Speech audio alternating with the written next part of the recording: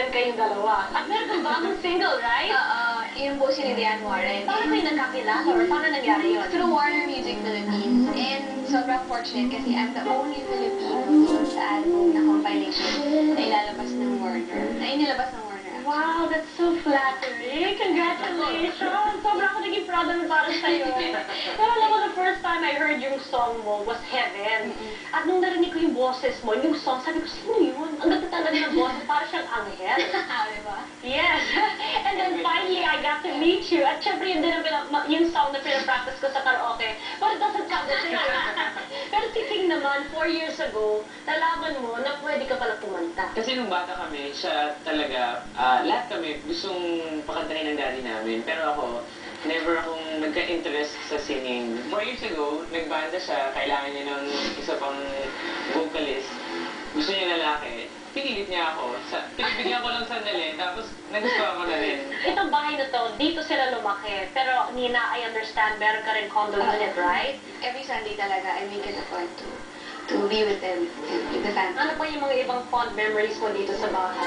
Minsan, tinatamad na siyang mag-rehearse.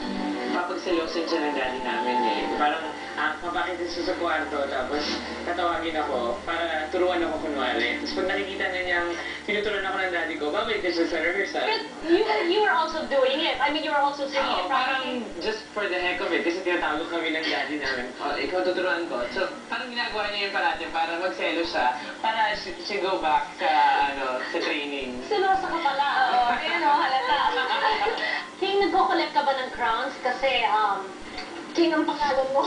Oo, yung doon nag-start yun. Pero yung pangalan ko naman, hindi talaga, walang meaning. Basta tinawag lang ako ng dad ko ng King noon. Kayong dalawa, pagdating sa singing style, meron ba kayo talagang certain person na ginagaya o iniidolo? Ako, actually, nung nag-umpisa ako, ginagaya ko siya.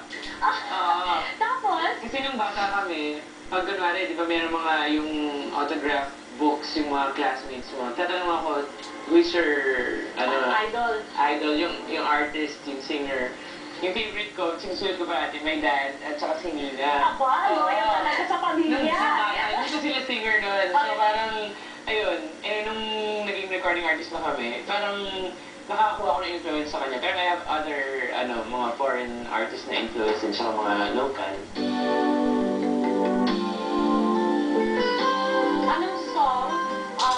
Pwede mong ibigay kay Nina kapag heartbroken siya, King?